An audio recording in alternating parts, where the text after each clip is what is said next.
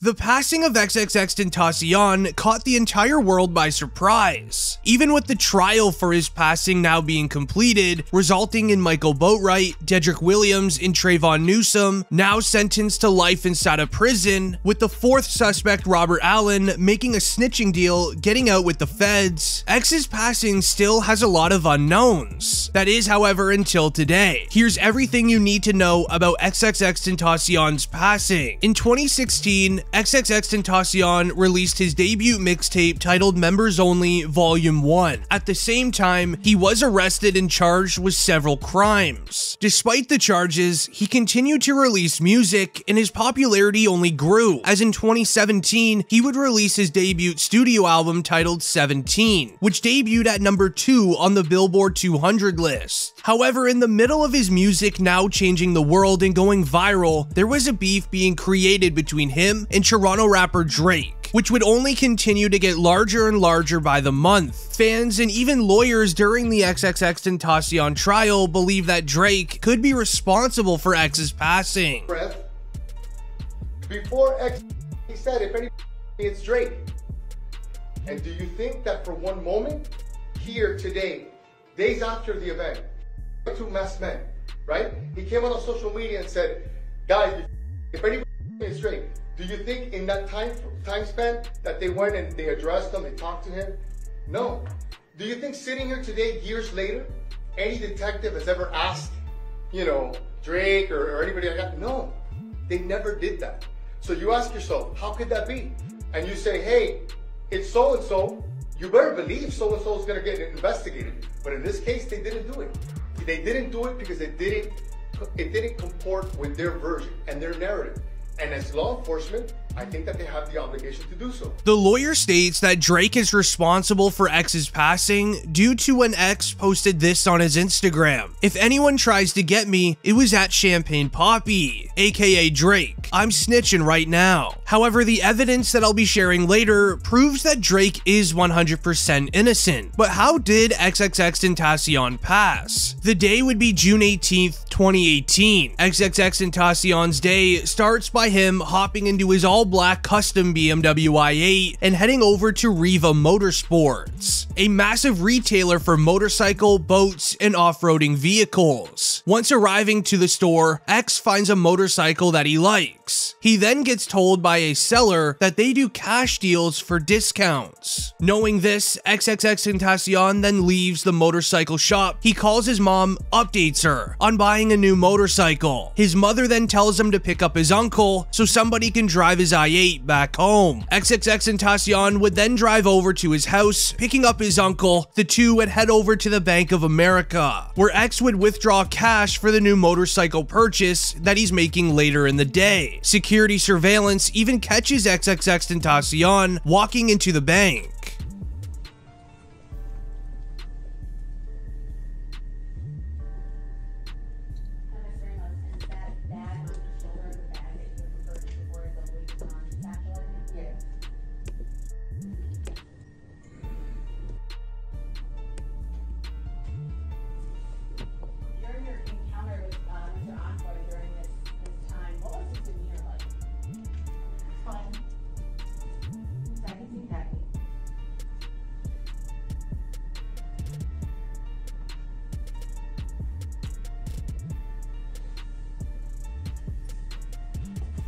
Now, the bank teller was even featured during the XXXTentacion trial. She mentions that X wanted $250,000 in cash. At the time, she rejected him as their policies only allow 50 grand withdrawals without a cash order. She handed over $50,000 and ordered the rest for him for a later date. What XXXTentacion did not realize is the four suspects, Michael Boatwright, Dedrick Williams, Trayvon Newsom, and Robert Allen, were scoping out his i8 in the parking lot, as Robert Allen, the snitch, mentions how the four were already planning on committing crime throughout the day for some financial gain. XXXTentacion's vehicle practically fell into their palms, as when the four suspects realized whose vehicle this was, they then began to tail him throughout the streets. Following XXXTentacion all the way back to Riva Motorsports, they had two objectives: snatching his chains, as well as trying to see what's in the Louis Vuitton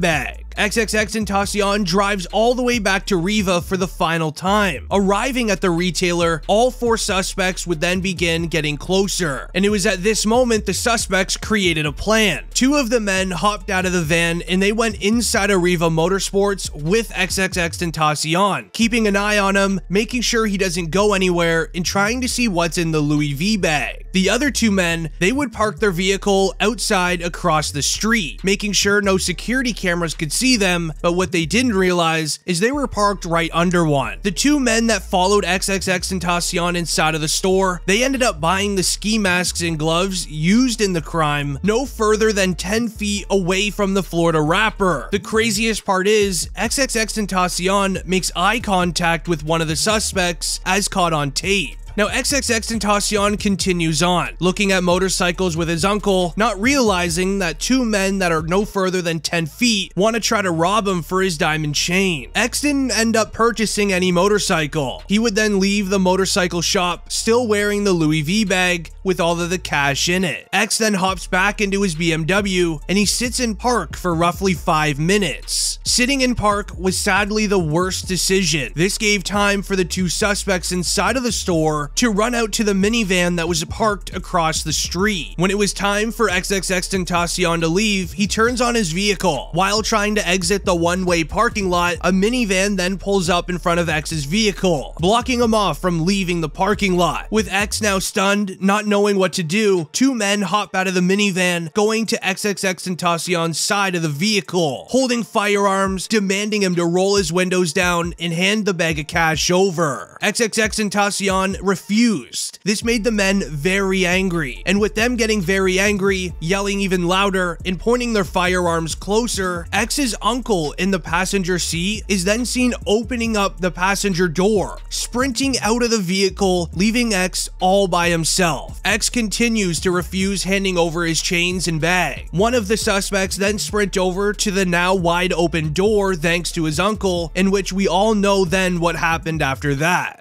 The 2 men were able to run off with X's Louis V bag and diamond chain. They got the cash, they hopped back into their vehicle. In the courtroom, it was revealed, prosecutors say Dedrick Williams was driving and cut off the car being driven by X. Michael Boatwright and Trayvon Newsom put the ski masks on and had the firearms. The passenger manages to run away, they approach X, and Boatwright does the act.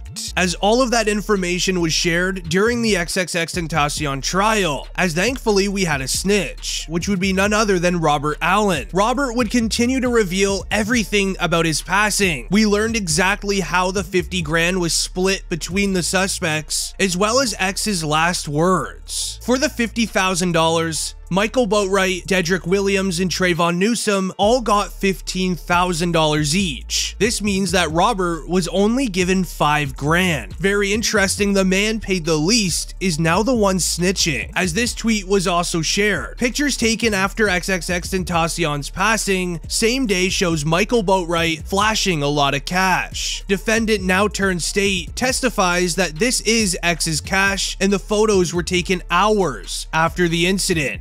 Shortly after, Robert would even share what X's last words were, as after the incident was done and the suspects hopped back into the vehicle, they shared what X said. Even as shared by DJ Academics, X's last words were, "What is this for?" making his passing feel even more upsetting, as X didn't even realize what was truly happening, as it all happened within seconds. And with surrounding witnesses at the scene taking photos, publishing everything to social media, the news of XXXTentacion passing would spread fast. Rappers would begin reacting and even sharing their favorite moments with X, as Juice WRLD, who exchanged many conversations with X, would share his experience with the rapper. We had a couple deep conversations, talked on the phone a few times. He had nothing but positive stuff to say.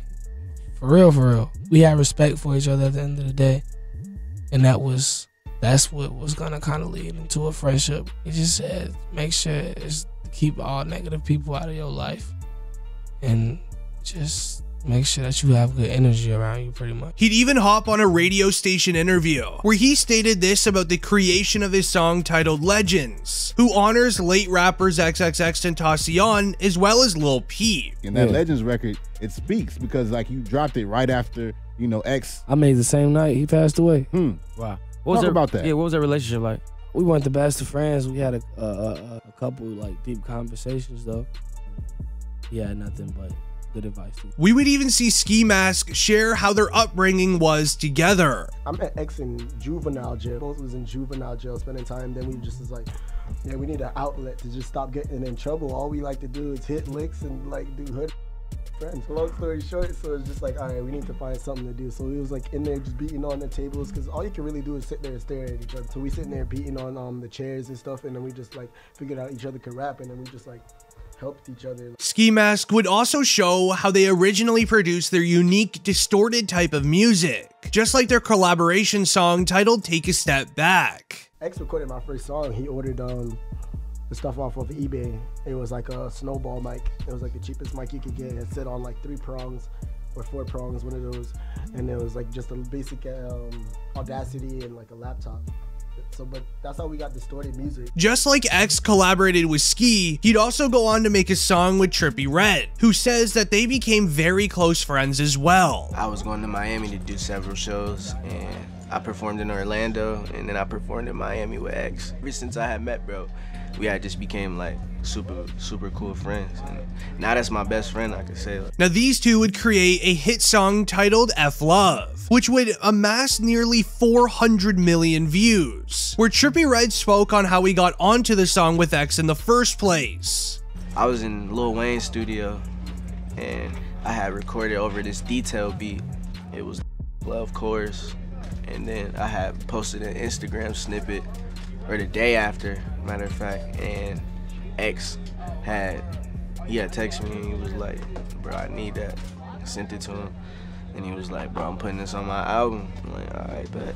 Hopping into another friend of X's, we would have Denzel Curry. Not only were these two best friends, but they actually lived together in South Florida for some time. Denzel actually discussed the different stages of X's appearance, giving meaning to the different styles that he had. There was different eras of X, like black hair era, like when he just had regular hair. When I met him, you know, he was just coming up, just doing his thing, just coming up, just making music, you know what I mean? Had the blonde and black era, when he had the half blonde, half black hair. And that's when, you know, when all the crazy stuff started happening with the allegations, with, you know what I'm saying, the trial, the shows. Then it went to the transition where white hair X, where he first got the tree in the middle of his forehead. That was like his evolving state. Then it went to Indigo X. He described it as Indigo X when we talked. The last time we talked, he said the reason why he changed his hair, and he just felt like he understood how it was being a bad person and how easy it was. Even moving on to one of the rap OGs in the industry, 50 Cent, as he would speak in an interview to discuss X's music and how it wasn't right for streaming platforms to begin blackballing him from the industry due to his legal cases. It's sad because he's young.